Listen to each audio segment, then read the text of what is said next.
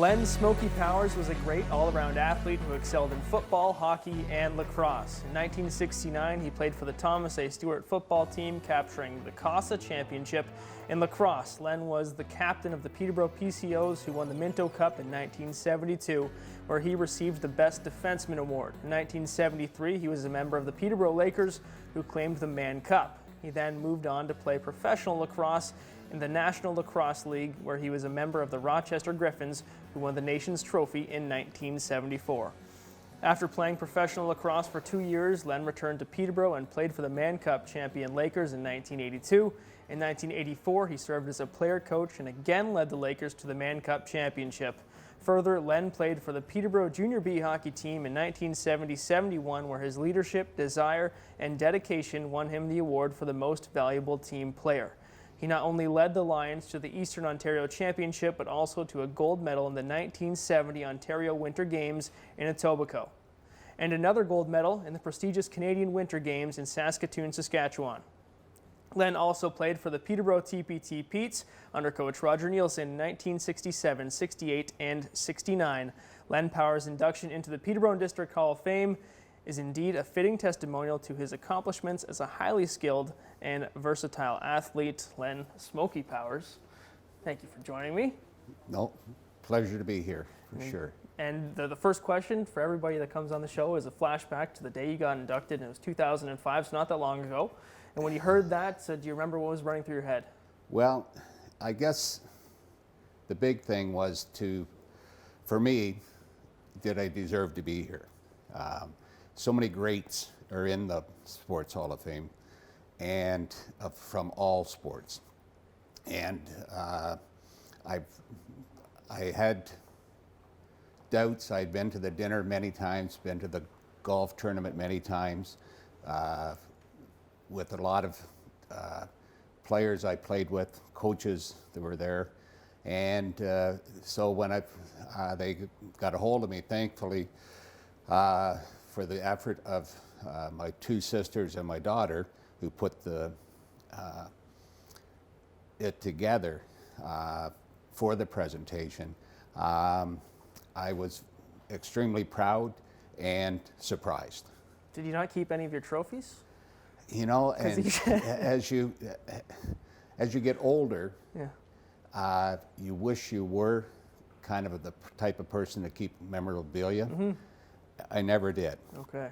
And when my mom passed away in 1997, going through her house, she had a scrapbook, and which I have today, and that had most write-ups in it that every now and then, especially during this pandemic, you're looking for things to do, so you pull it out, read the stories, and it brings back some great memories. Does that help you validate that you do deserve to be in the Hall of Fame, because the resume is long, the accomplishments are many?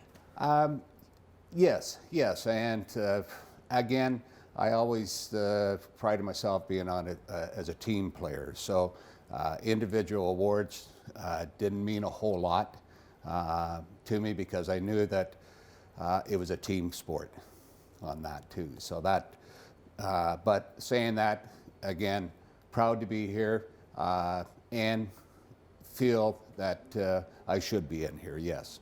Great, and also it's a family connection for you now. We'll get to that a little bit later, but let's go back to the start in East City, and you let us know that that's where you were encouraged to participate in all sports, and just growing up it became a lifestyle. And you know, being 69 years of age, I came from a different era than today. You were always outside. I was in a neighborhood with lots of aged kids. There's kids older, 3 or 4 years older than me, younger than me. But if we wanted to play football, wanted to play road hockey, we all got together. And it would put a passion. Doesn't matter if you're keeping score or not, you know the score. And it was kind of embedded in me in with that. And growing in East City, we had 3 rinks at East City Bowl. One had boards around it. And some of the churches in East City, St. Luke's, Mark Street, and Immaculate, rented the ice for practices. That's where they had the practice facilities. They had just a skating only rink. I probably spent more time on the canal and Little Lake skating than I did at East City Bowl. But when my brother would take me down and maybe protect me, being 3 years older, I would go down with him in the evening. They had lights, a warm booth, and everything else. So it was interesting youth for sure. And you're one of 5? 7. 7. Oh, sorry. I have 5 older sisters Okay. and an older brother. I always joke, I definitely was an accident, because once you have your son, and he was the 6th in line, my brother, why would you try for a 7th? But 3 years after he was born, they had me, so thankfully. Did you all go and participate together? Your 5 older sisters, your older brother? There's 13 years difference Wow. between my oldest sister and myself. And so they started going, and my 5 sisters were within 7 years of one another. So they started going off to nursing for 3 of my sisters, which was right up the hill at St. Joe's. But they moved out of the house at that time. So I was just coming along when they were started to moving out. So it was, but saying that, all my sisters were athletic. At that time, there was a lot of school sports, and they were quite involved with those. And then my brother, I guess his first passion was baseball. He played hardball at Riverside. Had the fortune of going to the CNN when they had or CNE, sorry, when they had the big Pee Wee tournament up there, which was a feather in his cap. And he was the first one that took up lacrosse also. And he ended up being a captain of the Teepees, which is the junior team in the 60s in Peterborough. And he played with Maryland Arrows in the Pro League, so Wow. in the South. So what was your first, I guess, passion, sporting-wise? I know you had your toes in the water in a bunch of different games, but what was the first one you navigated towards? Baseball and hockey. Again, growing up in East City with East City Bowl, Riverside Park. Baseball was the big thing there. Hardball.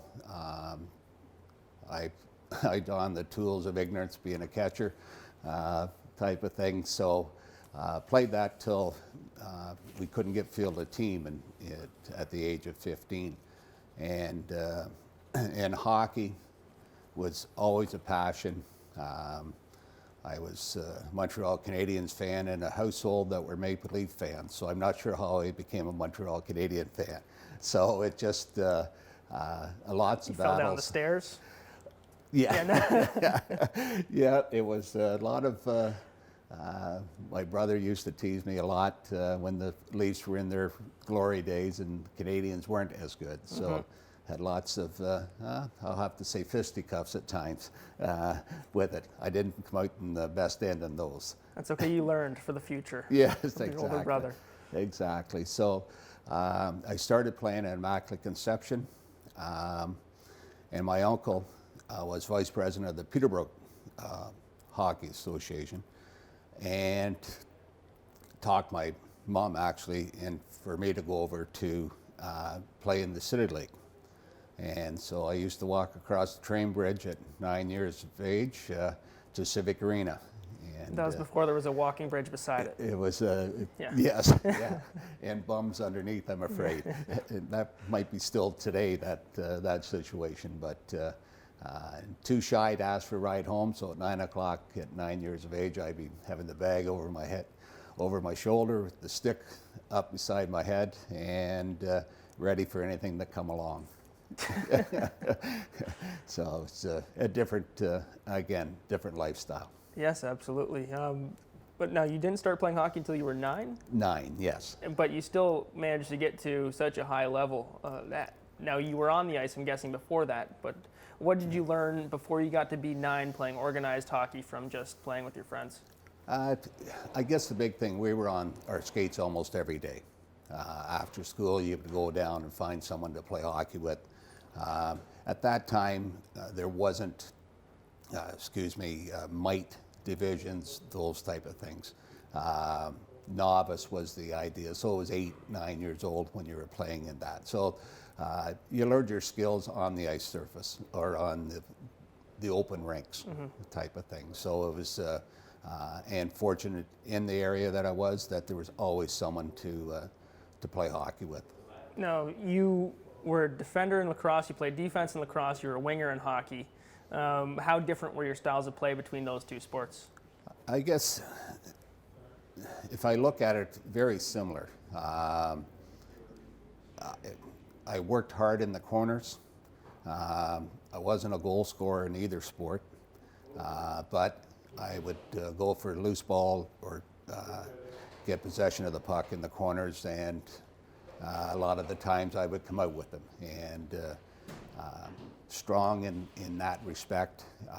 And I think one of the things comparing both, when we were playing minor hockey, we didn't have a minor and major level. It was one level. So if you were fortunate enough to play in your first year, you were never a first liner.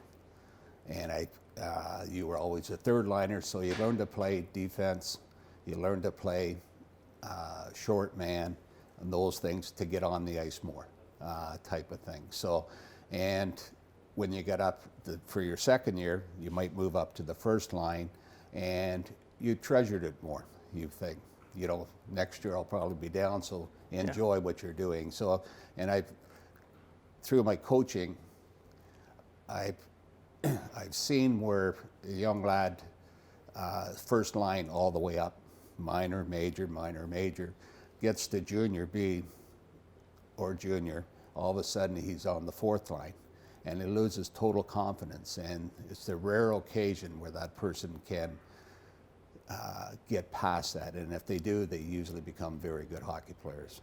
Yeah, we see that a lot with the Peterborough Petes for high-end draft picks, and you're automatically, especially if the team's doing well on any given year, it's going to be a challenge. Yes, yeah, totally on that too. So it's just, so as I say, comparing both sports, I was defensive oriented.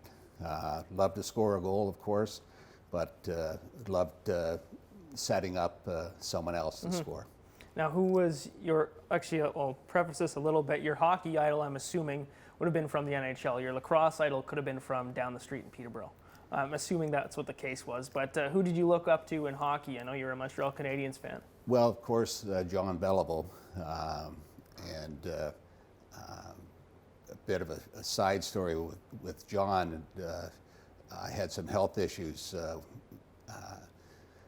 with my heart, and they finally came back to me. This was 1973. And anyways, they said that you have a half-size valve in your heart. And you discovered that at a New York Rangers training camp, correct? Yes, yes, and failed the physical because of it. But anyways, they told me that John Beliveau had half-size valve also. Oh. So I thought, I can take that. And he had such a distinguished career of it. It turned out it wasn't a half-size valve; it was blockage in the arteries. For you? For me, yes. But John Beliveau, but probably Dickie Duff. And we played with the Leafs and with the Rangers, but when it was Montreal, he always wore number 8, and that's the number I always wore, type of thing. So it just so he was kind of a similar style of player that I wanted to be. Yeah, type of thing. Gliding down the wing, moving people out of the way. Yes, for sure, that too. So, and showing up when needed to be show up. That's what you think of when you think of John Beliveau as well, just gliding down the ice and moving people at his will. Exactly. And with John Beliveau, they always call him the gentle giant, but he led the Canadiens in penalties the one year, and it was just to prove a point that he will stand up for himself. I was reading the story on him, so very gentleman, always was, I guess, and God rest his soul. But yes, he could show some spark and get more room out there on the ice. How much did the reputation of the high-end athlete, or the hero, I guess, for a lot of kids at the time, John Beliveau, so he had that reputation of being a gentleman, of carrying himself with class. How much did you try to emulate as a kid based off of what you were seeing from the role model in John Beliveau? Well, I guess because of the style of player, there was times when you had to be physical. But after the game, you would shake hands and be a sportsman by congratulating the other team on a game well played, and if they beat you, congratulate them on that. So that gentleman's style of it, away from the ice, was paramount in my growing up, for sure. And lacrosse as well. You're influenced. I know you list John Grant Sr. as a guy who helped encourage you to become more of a player than you were, or you thought you were. Another situation where you didn't have the confidence to think you could score goals, and he brought you along. Yes, I started playing lacrosse in midget. So I was 15. As I mentioned earlier, the baseball had folded. A friend at high school said, "Hey, we're short players. Why don't you come out with our team?" I had never even really picked up a lacrosse stick before, but they gave you a piece of wood and they said you could hit people. I said, "That's pretty good." So that's where I started, and couldn't pick up a ball, throw a ball, to be quite honest, with that. So that year we ended up winning the All-Ontarios.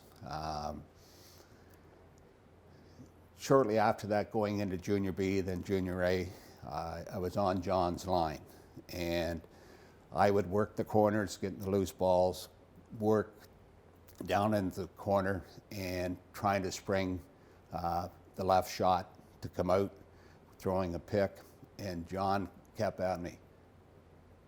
"Roll when you're out there. I'll get the ball into your stick." Well, first I had to catch it. So anyway, so started doing that, and he just kept encouraging. He says, "Hey, you can go in the net, you can score." So it gave me the confidence that I could do that type of thing. So in one game, as John says, that just one of those games where you're in the open a lot, and I ended up getting a hat trick, first hat trick. And the team threw their hats on the floor type of thing. So which was a pretty good moment, for sure. Well, to go from not being able to catch a ball to scoring a hat trick is quite the trip, I guess. Yes. Yeah. No, it was. He gave me that confidence and drive to go and get better. What kind of work, like picking up a lacrosse stick at the age of 15, picking up a lacrosse stick after 5 years of not holding one, you're going to have some rust. It's a very unique and very skillful action.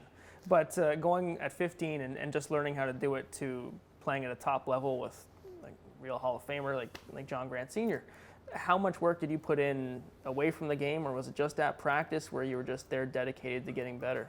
Well, the stick has changed, of course, to today's stick. Mm-hmm. It was wooden, leather straps with shooting strings in it.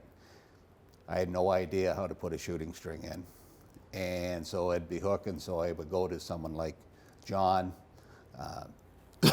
excuse me, one of the trainers to help me with that.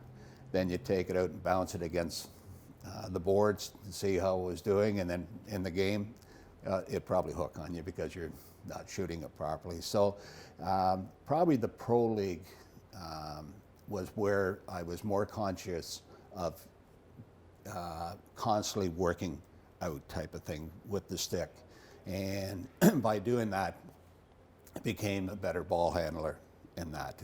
Up through junior and senior, I had a role on the team, and I was quite happy with that role. But then we went into the pro, And it was a different type of a role that was put on to me, and so you had to put more into using the stick type of thing. I basically just worked at keeping in shape and keeping strength up, because that was the big part of my game. How would you define your role then? I got an idea of where we're going, but how would you define it? Again, aggressive.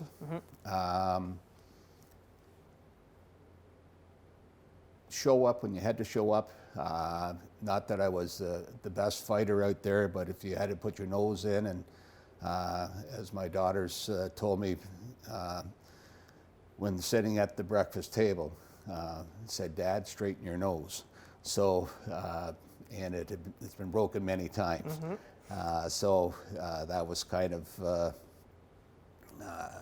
one of those things. So I just grab it with both thumbs and twist it back into place. So it just, yeah, I think they've said it's been broke 30 some times. And surprisingly, John Grant broke it in 8 spots one time with an Indian rubber ball. Broke your nose in 8 spots? Yes, yeah. We were playing or practicing, and one-on-ones, took him to the corner, and he decided to throw a backhander, and he was only 16.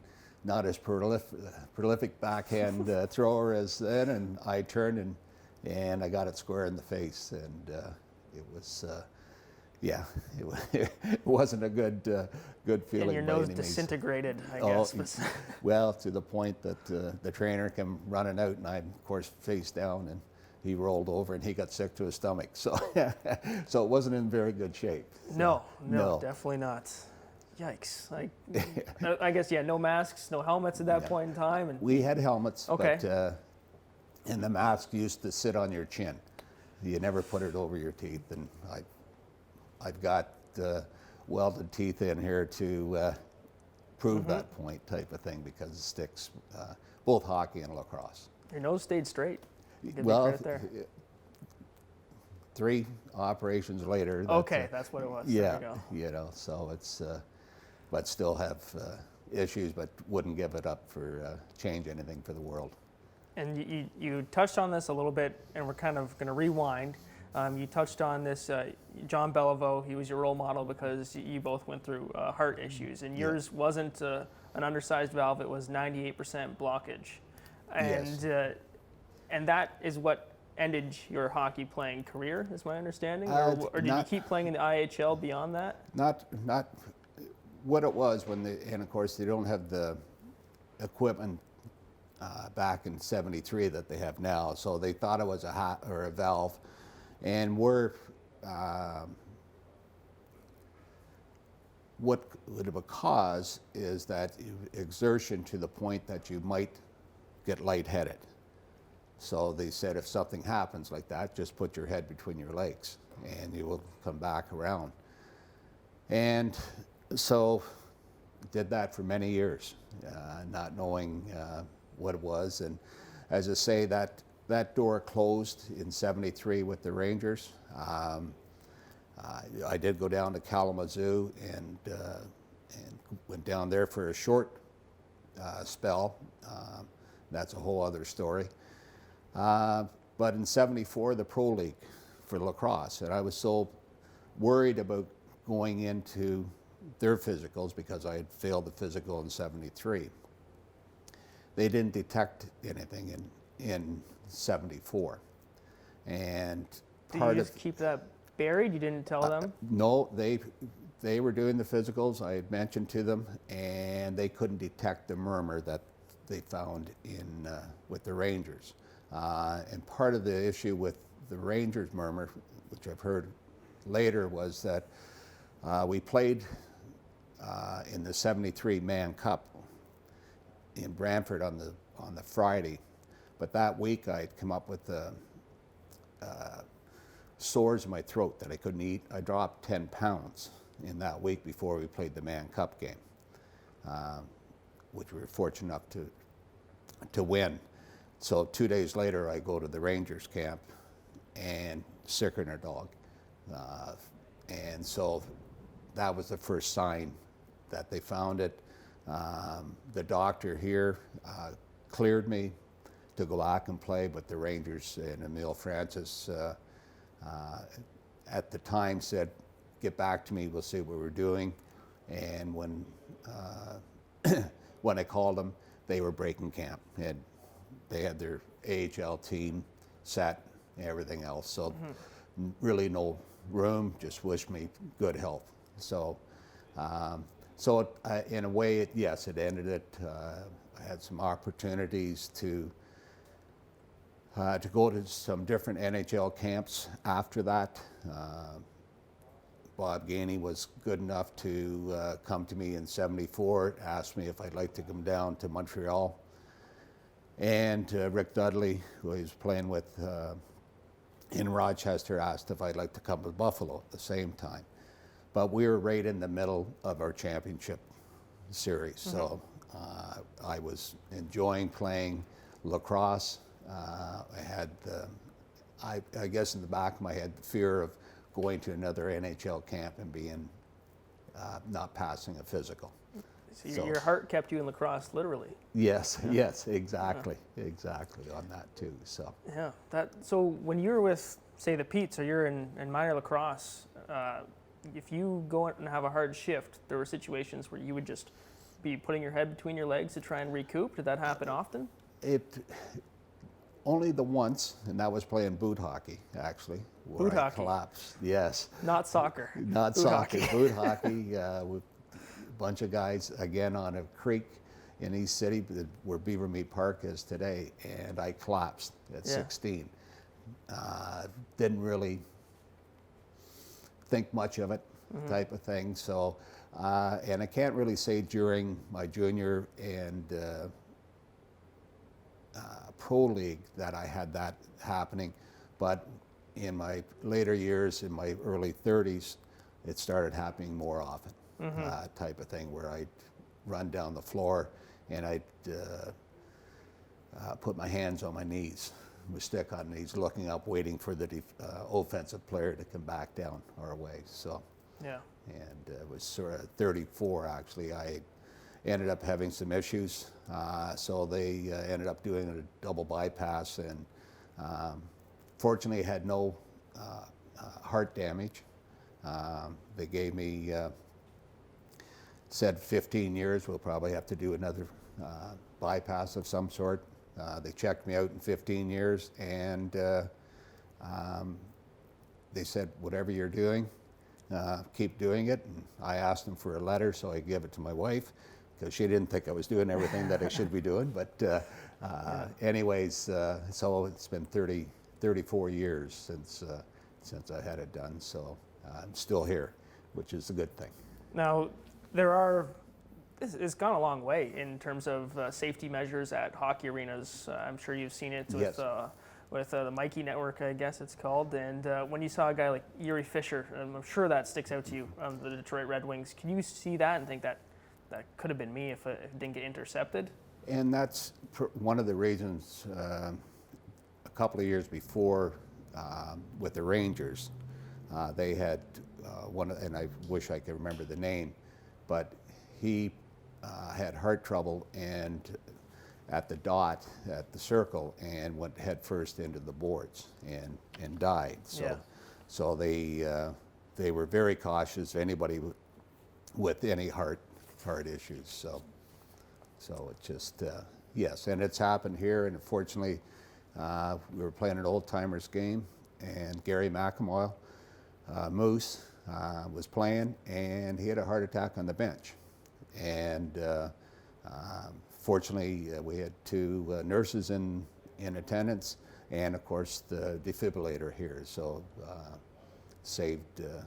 probably saved his life. I can't say it saved his life, but it definitely looks that way. So yes, they've come a long way from the medical side of it, and trainers, things like very well trained. There's always a doctor on site and things like that. So very, very forward in their thinking that way. Yeah, so that must make you really happy to know that it gives people an opportunity to keep playing, or it makes you feel safer if you do have maybe a slight concern, but you can still go out there, because you kept playing beyond that, like even after you had your bypass, you were playing men's league sports. I was fortunate enough. I guess I had it in, August, and I was back playing in a hockey tournament Christmas that year. So but as the surgeon told me after a month, he says, we didn't do it to disable you, we did it to make you have a healthy life. So I went back out right away and started playing hockey again. What sticks out to you when you reflect that really mattered to you most? You got the Minto Cups, you got the Man Cups, you got minor championships, Ontario Games or Canada Games, gold medal, everything. What really sticks out to you? Well, and we didn't win, I guess, in this one, but it was probably one of the most interesting series I ever played in. And that was the 1971 Minto Cup out in New Westminster against Richmond Roadrunners. We lost it in overtime in the 7th game. They had record attendance that year, over 28,000, for 3,800, similar rink to what Memorial Center used to be. And so many highlights of that, and some of them aren't very good, but one that comes to mind, Billy Armour. He's a Hall of Famer, great lacrosse player, great athlete all the way around. He was on our board, and someone came by our bench and threw something into our bench. And at that time, there was no plexiglass behind the bench. They were just fan going by. Well, Billy chased the guy up into the stands and started giving it to him. And 4,000 people, not one stood up to say anything, to the guy. So, and then during that series, and it was a rough series. It was back and forth. The West, wanting to be competitive, they were allowed to pick up a number of players. So by the end of it, they had probably picked up 7 players from the Western League, leading scorers, things like this. So we took our team out. We had the opportunity to bring another goalie, which we didn't. Greg Thomas was our goalie, and he was a very good goalie, played in the Pro League. Tim Berry was our backup goalie, but he was just out of midget, and ended up winning, backing the Peterborough team to 2 Minto Cups, plus he was on our Minto Cup with Greg in '72. So anyways, our bench got attacked another night. We had to jump on the floor to get away from the fans, and they put us down in the corridor and got us down. They had police come in, everything else, and it was very intense to say the least. But it was, and to lose it in overtime was very disheartening. But it gave us the incentive to get better, and then we won it 4 straight the next year in '72. So it was, but that part of it, the memory of that lives on, type of thing. So it was the same group essentially the next year when you won it in 4. Now, how galvanizing was the experience of being a bunch of young kids? I'm guessing a group no bigger than 20, with an entire town essentially kind of barricading you guys into wherever you had to go hide and be let out by the police. Now, how galvanizing was that as a group? Well, we had 17 days out there, lots of things going on with 18, 19, and 20-year-olds. So that was all part of that bonding.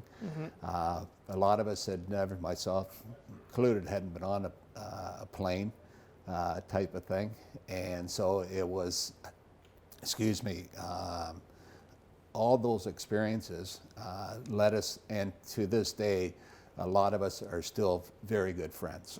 And that's one thing about sports, is the friendships you get over the years, and as I say, long lasting too. So you have those road trips as a group going out west, and we talked to Ted Higgins recently in these same seats, same trophy sitting right here. I know you have a very close relationship, a family relationship with Ted Higgins, and we asked him about some bus trips, and he didn't go into it as much depth as you did before this, but there were a few different incidents on the bus, pushing it across a bridge, being stuck in a field. But on those road trips, again, galvanizing experiences, you remember those clearly. Well, lacrosse has always been a sport where money wasn't abundant. And so Ted went and bought a bus instead of renting a bus to go on our trips. So we went and got an old school bus, took a few of the seats out for the equipment, and we called it Easy Rider. And it was, we had more fun. I guess if it had been a Trentway bus, we might have been more respectful for the bus. But it was Easy Rider, and we had more fun on that. Coming back, I can remember they'd have little kegs of beer, and of course I think the age at that time was 21, so we were all underage, and then the sing songs and all those things.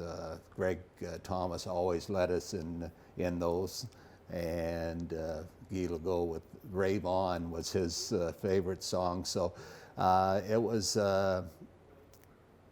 again part of the bonding that we had with it, type of thing. So it was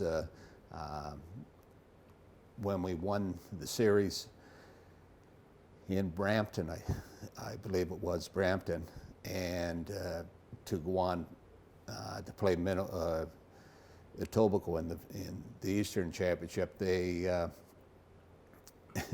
one of the guys borrowed a blueberry pie out of one of the restaurants we had stopped in to do a celebration, and of course it started throwing around the bus, and Paul Stevenson, who was on our board, he came from work in a very expensive suit, and I'm afraid he received some of the blueberry pie. So he wasn't too. Blueberries don't stain. Oh, boy. So I won't mention the person who took the pie, but he knows who it is for sure. So that bus, and we always seemed to be running late.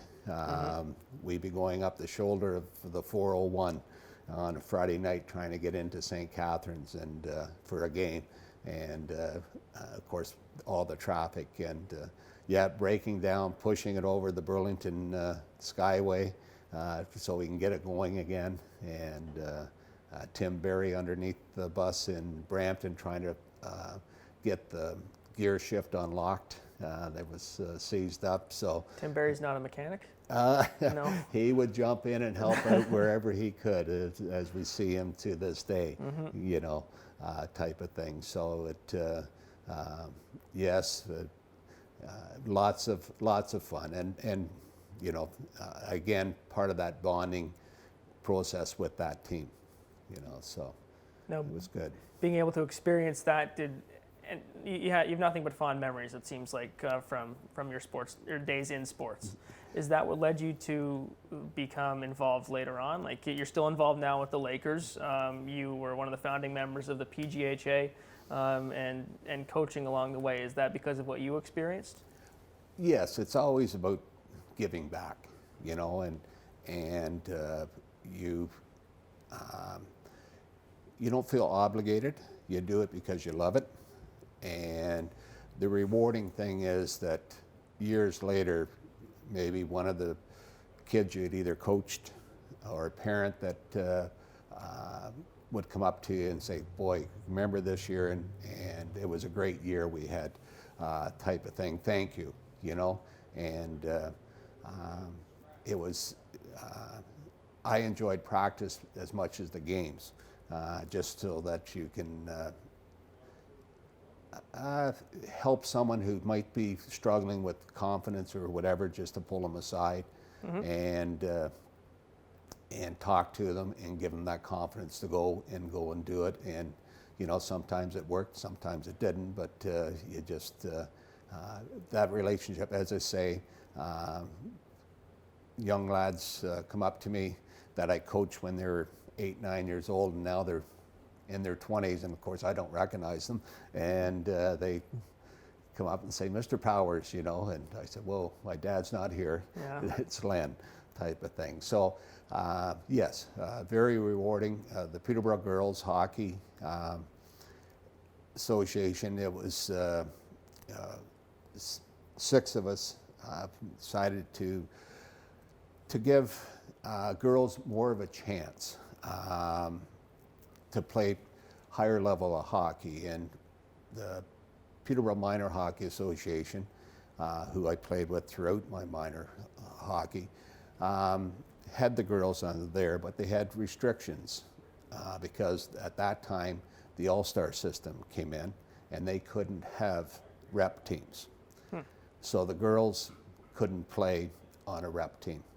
And so that's why we broke away from it, doing bingos to raise money just to buy goal equipment. I think we raised $6,000 the first year, and that bought us sweaters and goal equipment, goalie equipment. So to see my daughter following in, first of all, playing in it all that time, and doing quite well with that, and then following in the part of coaching, executive, president, and things like that is very rewarding.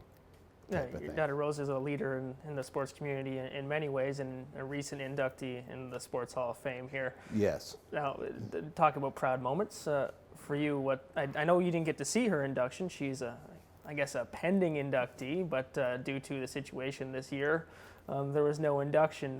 But to find that out, what did that mean? Well, it was very satisfying, to say the least. I guess I was part of it in the sense I got the papers together, called a number of different people she had been associated with, and to get letters from them. So I knew it was happening. I just didn't know it was going to be that quick with that. But again, well deserved, but she, I guess a little like me, doesn't really think that she deserves to be in here, type of things, but totally does. And proud moment for her mom and her siblings too. So with that too. So yes, it's too bad that the dinner didn't happen to highlight that, but I know the hall is working on trying to do something for the inductees for 2020. You know, whether it be a dinner or some sort of social gathering for that. So looking forward to that. And you talk about you had a barrier to playing in terms of your heart, and things have come along, and there are now defibrillators in every arena. And then when you see barriers getting broken by your daughter, or you see, I guess it was Brian Burke's son, with You Can Play and everything like that. When you see those barriers being broken, and you're really right there on the front lines experiencing it, how much does that mean as well? Oh, totally. And Rose with her Sport of Rainbow, and being involved with as a crisis counselor with the Peterborough Youth Services, sees a lot of things that are happening in the schools, and it was just kind of the next step for her to go in that regard, type of thing, and opening channels for everybody. It's not just the gay community. It's not. It's for everybody, type of thing. That because there's people that different beliefs. Our society is getting so diverse in it that anybody that wants to, whether you're black, white, Muslim, whatever you might be, it gives that opportunity for them to play and to be welcomed, I guess is the big thing. And the Peterborough Lakers wear a sticker on their helmets to to signify that each and every game, right? Yes, yes, and the Peterborough Pete's supposed to have been happening. She was going to address them. They wanted her to address their team this fall, but of course it's with everything going on, it can't happen. So hopefully in the future, she spoke to other teams about things happening in dressing rooms, and you know, the bullying seems to be at the forefront today, and she's a real advocate to clear this up. But to again giving back at the time with getting back with the Lakers, I had been on the board back in the 80s. I'd been a sponsor through Labatt Breweries till 2004 type of thing, and then it was a thing with the arena, and we lost the rights to have our product in here, so it's hard to spend money when you don't have anything to show for it. So when I was approached by Bobby Allen to come to a meeting with Ted back in 2015, it was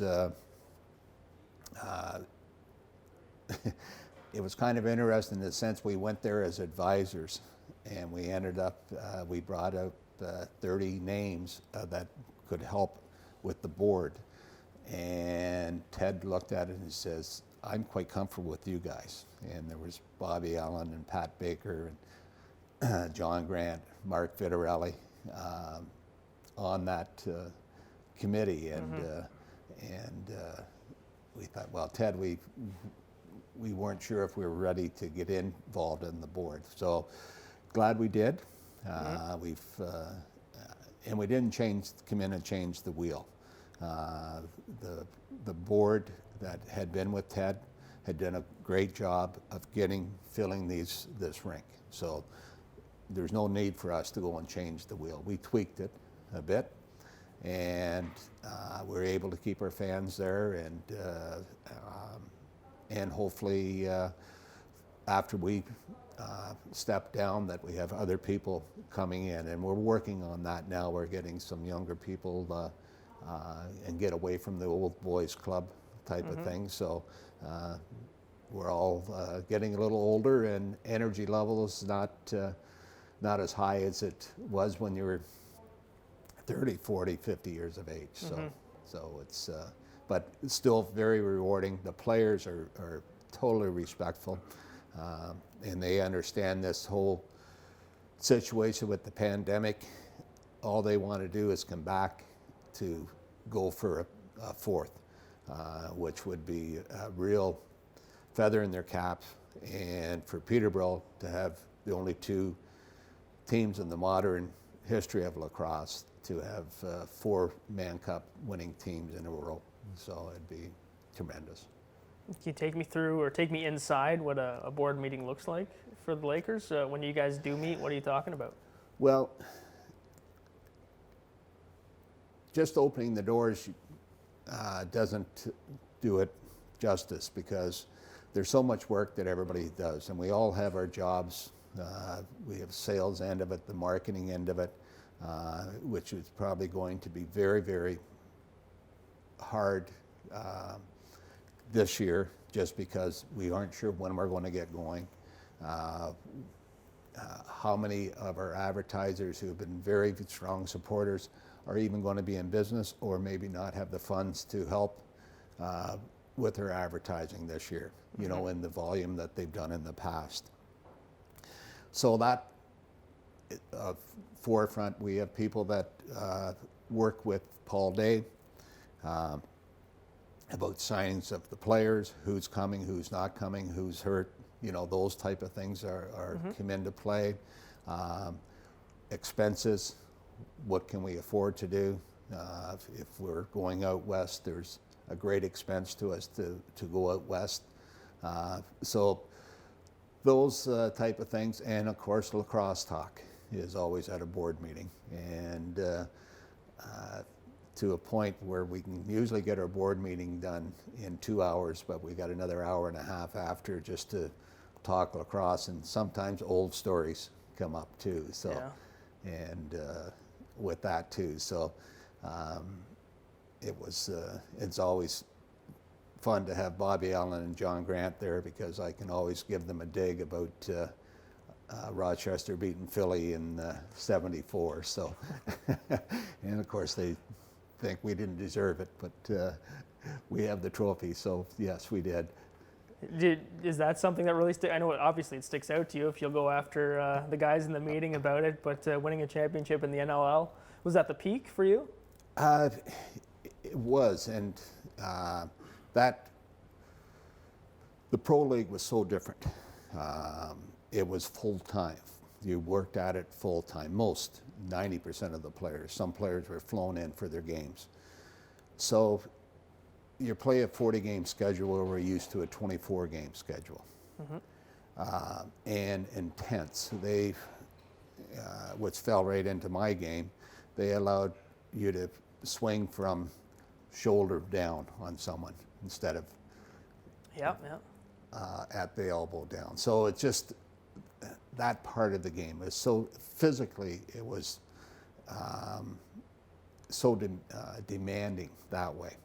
And by the end of it, and they just had a documentary was on Saturday that a gentleman from Philly is put together with help from a number of players.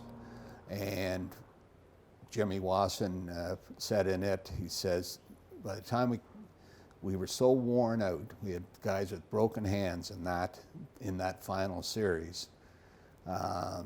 He says, I don't know how we stood up as long as we did.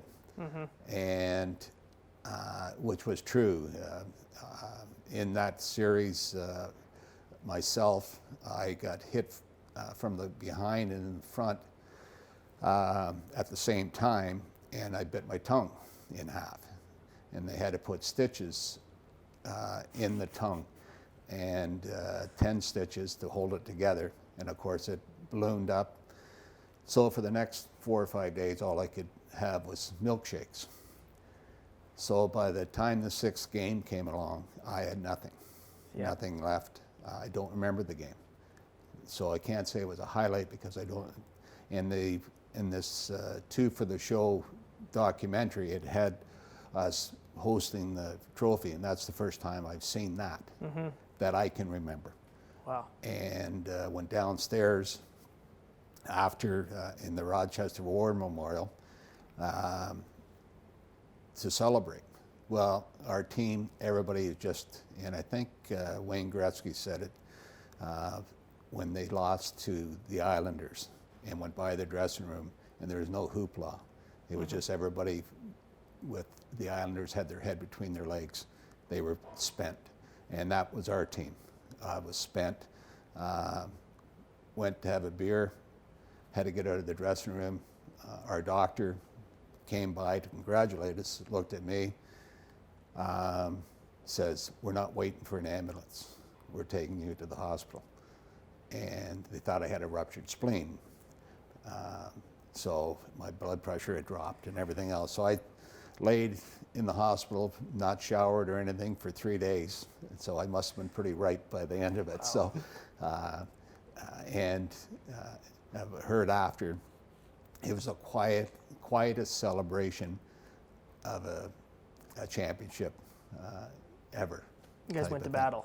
Yes, yeah, it was just, and John Grant has told me he got home back to the hotel and went downstairs and he had a beer, went upstairs, got sick to his stomach, went to bed.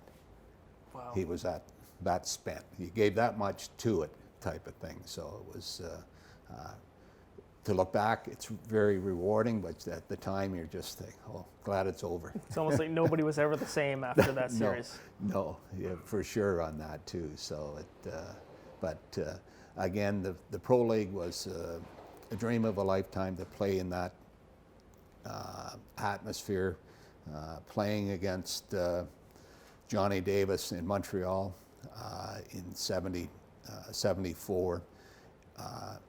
And they had a subway strike in Montreal, always remember that, but they still had 15,000 in for the games. And we had 4 guys in our team my size, And our job, one of us would wear down Chuck and Johnny. So we had our coach, Morley Kells, had all four of us rotate through. And all our job was to pound on John. And if you know John, he's 5'7", 5 foot, yeah, maybe 5'7". And for us guys pounding on him for 6 games in a row, he'd still get his 5 points a game, but he wouldn't get 8. And that was probably the difference in us beating them, type of thing. So it was, you look at it back then, and as I say, physical, yes, totally. I'm going to ask you one more thing before we wrap up. Smokey. Who calls you Smokey, and why do they call you Smokey? Well, my future brother-in-law, and people think it was the reason I was called Smokey is the way because I played and smoked people or things like this. But I was 16 working for Teddy Higgins. My brother was working there too. We were sanding the floors out in Donwood, and my brother-in-law, Paul Webb, I was hooking up the main power, and I'm here to tell the story, which is pretty ironic. We hooked into the main power box, and so you turn off the switch, and the bottom of it's supposed to be dead. And so Ted always said, get a screwdriver, long handle screwdriver, and ground it just to make sure the power's off, which I did. Well, it ended up, they had reversed it. It was live. I blew the box right off the wall, blew myself on my butt, and Paul Webb came over, looked in the basement window, and he couldn't see me. He says, I can't see it for the smoke. He says, are you okay? I said, yeah, I'm okay. It just so happened we had lacrosse practice that night, told the story, so then they started calling me Smoke. Wow. And that was when I was 16, and so it's been hanging on me for 50 odd years, type of thing. And more people know me as Smokey than Len Powers, for sure. It's an electric story. Electric story, yes. Well, Len, thank you so much for your time. A lot of great stories, a lot of interesting stories. I can't believe your tongue got cut in half. Your nose got disintegrated into 8 pieces. Your face has really been through it through your playing days, but you look great now, so that's good. Thank you very much. I appreciate it, and thank you for doing this for the Hall, and lots of legends, which, as I said to Paul when he called, he said, well, you're down to the bottom to call me, but I appreciate the call and appreciate chatting today. Thanks for your time. Thank you.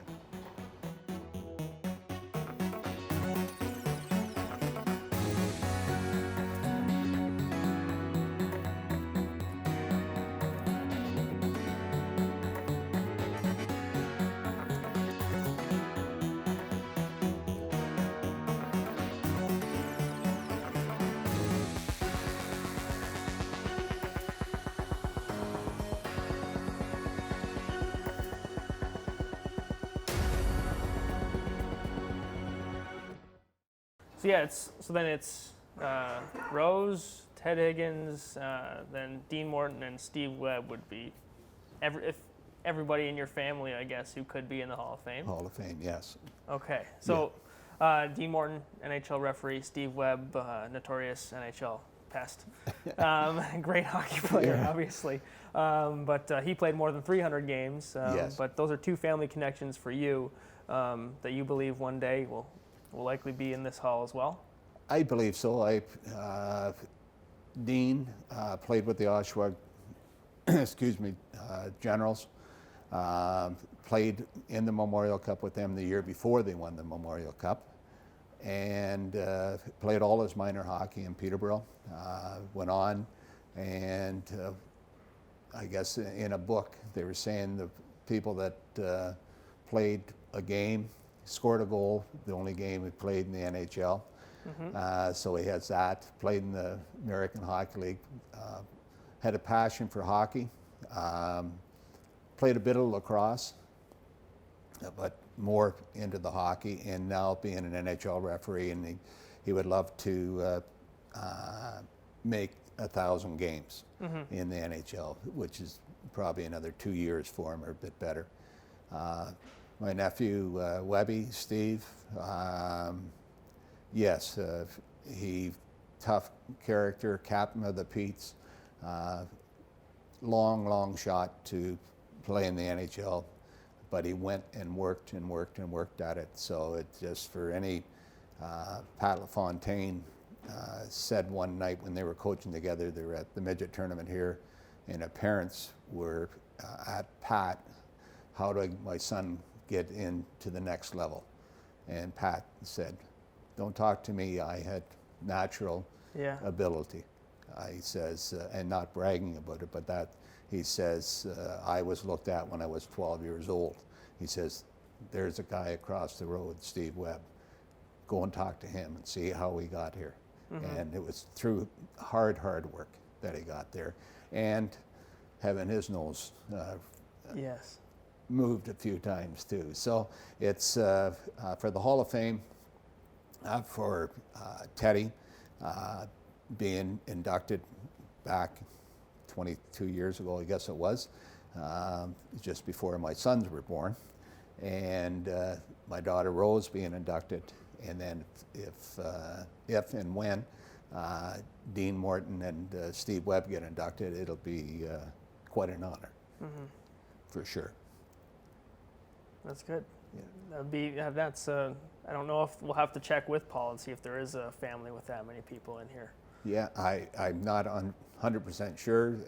There probably is families that they're deserving to be in here too, but as I say, just speaking on behalf of my family, I think they're well deserved. And of course, I'm biased with that too, so but it would be quite an honor for sure. Okay, we'll cut it there then. Sid, did you want to get Sid in there at all? Sorry? Sid?